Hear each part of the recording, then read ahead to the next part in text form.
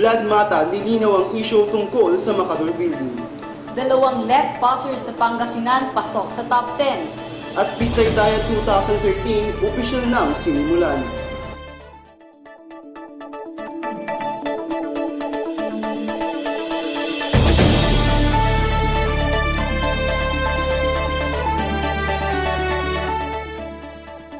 Masantos Yalabi, ako si Tommy Ligorin.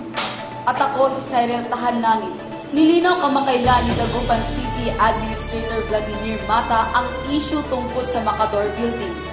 Naging usap-usapan nga na ang Macador Building sa Galvan Street na isinusubasta sa publiko ay binili ni Mayor Benjamin Lim. Sinabi ni Mata na tapos na raw ang issue ito, pero muli itong naging mainit na usapan ngayon.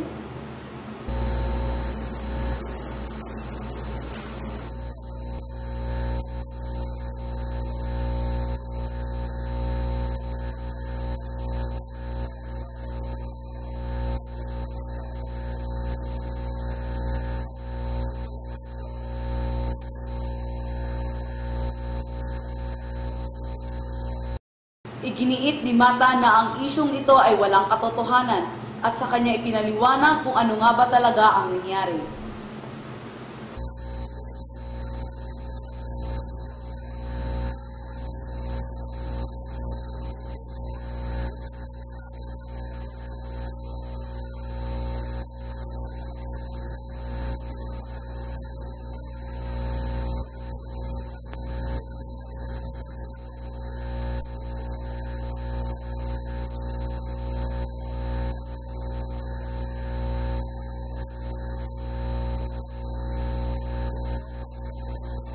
Araw-araw na nga nating napapanood sa TV at naririnig sa radyo ang campaign ads sa mga kandidato ngayong halalan. At kamakailan, nagkaroon ng magkasalungat na desisyon ang COMELEC at Korte Suprema sa airtime limit ng mga commercial ng mga kandidato. Ang tanong, dapat nga bang bawasan ang airtime limit ng mga ito? Yan ang tatalakayin ngayong gabi sa Kabataan para sa Halalan. Mainit na usapin ngayon ang mga political ads. Nais nga itong limitahan ng Commission on Elections o COMELEC, ngunit hindi ito sinang-ayunan ng Supreme Court. Dapat nga bang bawasan ng airtime limit ng mga radio at TV commercial ng mga kandidato ngayong halalan?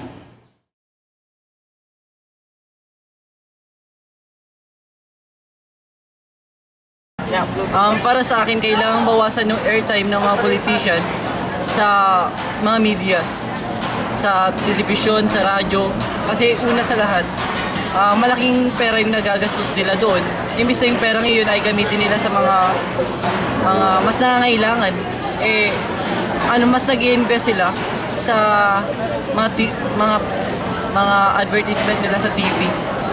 Hindi, kasi para mabigyan ng sapat na oras ng mga kandidato upang maipakita nila ng wasto yung kanilang mga plataforma na kailangan ipatupad sa kanilang distrito na tinataguan. Para sa akin, kahit hindi na siguro bawasan yung airtime nila, kasi kung babawasan yung airtime nila, baka hindi nila may parating sa mga Pilipino yung gusto nilang mangyari. Dapat kung bawasan o i-regulate yung airtime ng political ads ng ating mga politicians, kasi nagdudulot ito ng malaking bintay sa mga mayayaman, malaki ang pangalan, yung mga may backer para sa kanilang campaign.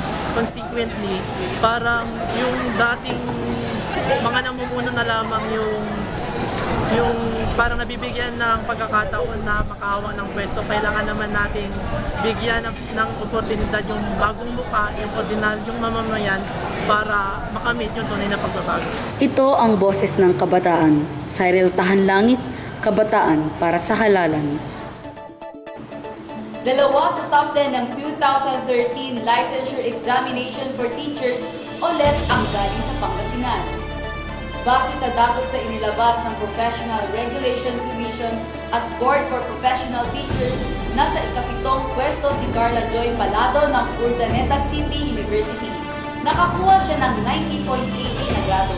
Nakasyang pwesto naman si Wina Joy Kalimlim ng University of Pangasinan na nagkamit ng 90.40 na grado.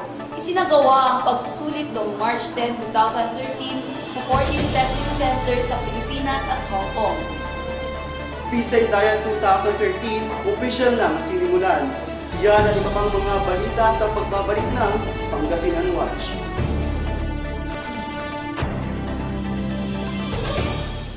Simula nang maging gobernador si Amado D. Espino Jr., ang Pangasinan ay naging number 1. We dedicate our efforts to make our province one of the most progressive provinces in this republic. I know we can do it because we have the resources, the people, and we have the leadership. Marami na hong namuno na gobernador. I have served under 6 governors. Bilang mga Pangasinense, gusto pa ho natin umangat ang ating lalawigan. Governor Espino restore the grandeur of Lingayen as the capital of a great province. Nakita ko ang White House sa Washington, D.C. Sa nakita ko ho ngayong gabi, hindi tatalunin ang Kapitolyo ng lalawigan ng Pangasinan. Dahil sa ating magaling na gobernador. Ipagpatuloy natin ang pagbabago at progreso sa Pangasinan.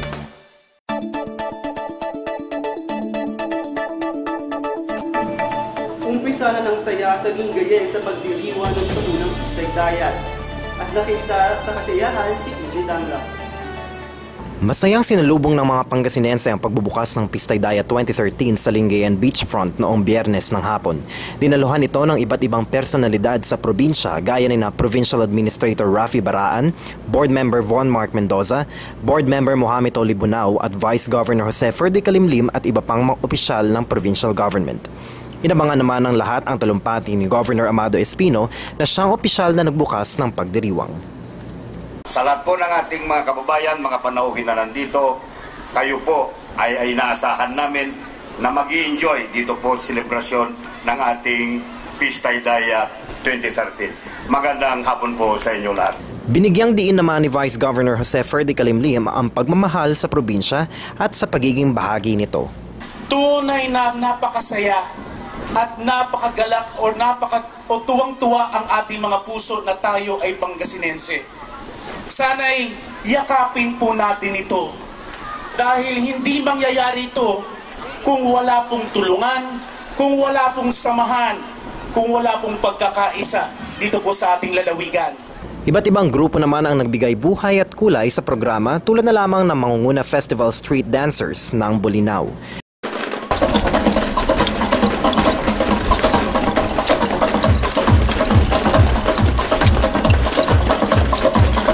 Sinabi ni Governor Espino na ang selebrasyon ng Pistay Diet ay patuloy na pagsusulong at pagpapakita ng tunay na ganda ng probinsya at mga papuring natatanggap nito.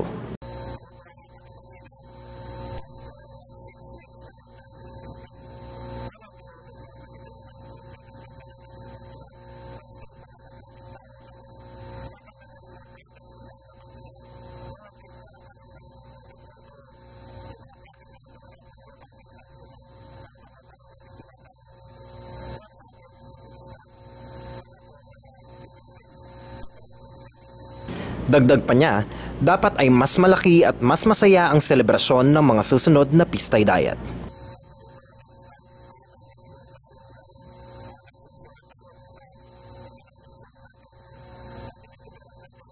EJ Dangla para sa Pangasinan Watch.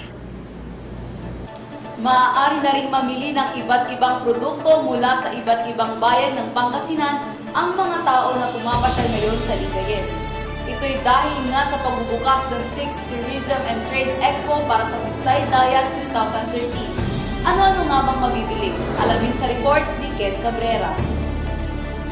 Kasabay ng formal na pagbubukas ng Pistay Diet 2013 ay ang pagbubukas ng 6th Tourism and Trade Expo na pinangunahan ni Governor Amado T. Espino Jr. ang ribbon cutting ng naturang expo. Kasama ni Governor Espino sina Board Member Mohamed Olibunao, Board Member Von Mark Mendoza, Vice Governor Jose Ferdy Kalimlim at First Lady Priscilla Espino sa ribbon cutting na sinundan naman ng pagbabasbas ni Reverend Father Just Lebron ng mga stall at exhibitor. Sa panayam kay Dr. Ana de Guzman, Chairman ng Pistay Diet 2013, pinahayag niya ang mga dapat pang abangan sa mga darating na araw.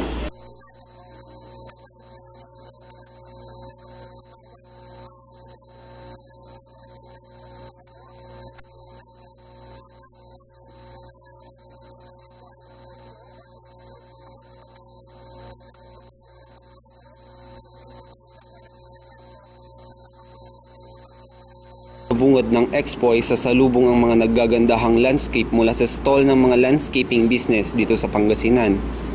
Matatagpuan din sa Expo ang iba't ibang produkto ng Pangasinan tulad ng ipinagmamalaking puto ng Kalasyaw, pati na rin ang mga naggagandahang furniture na galing pa sa Binalonan.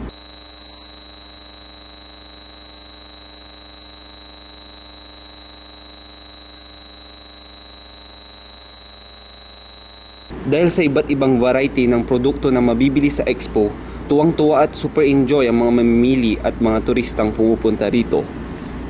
Ken Cabrera para sa Pangasinan Watch. Tiniyak naman ng PNP ni Gayen ang seguridad ng mga taong dadagsa para sa Pisay Diet 2013. Ito ay para makikiwas sa mga krimen na maaaring maganap sa kasagsagan ng pagdiriwang.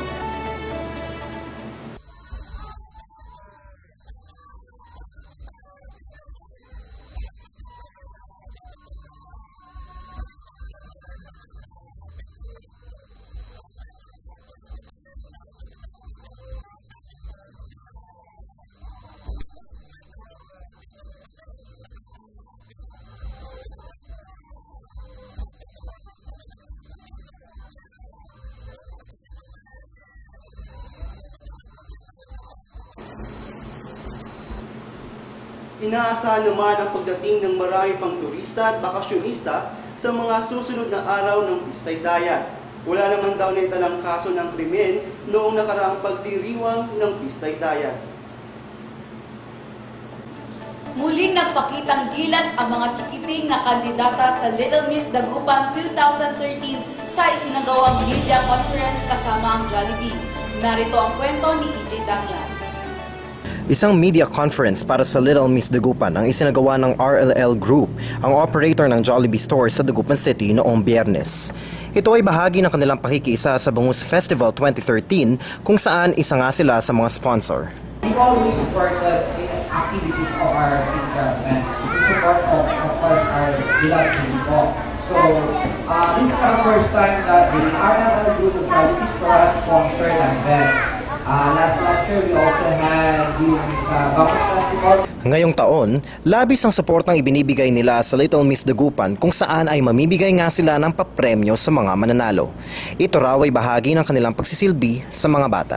We always wanted po kasi to build the skills and talents ng ating mga bata.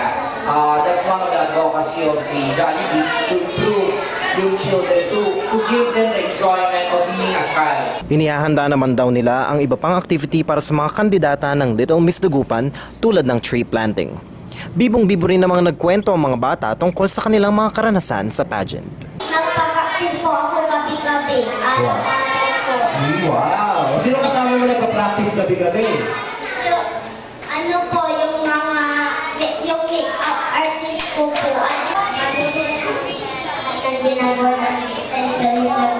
Napili naman si Micaela Nicole Chico bilang Darling of the Press. Pinasaya rin ng mga batang kandidata ang media sa dance number na inihanda nila.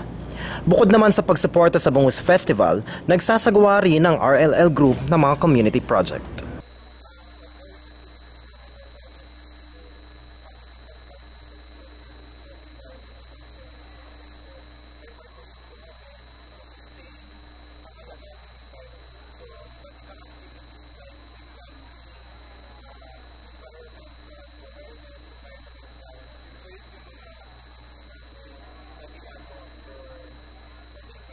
EJ Dangla para sa Pangasinan Watch.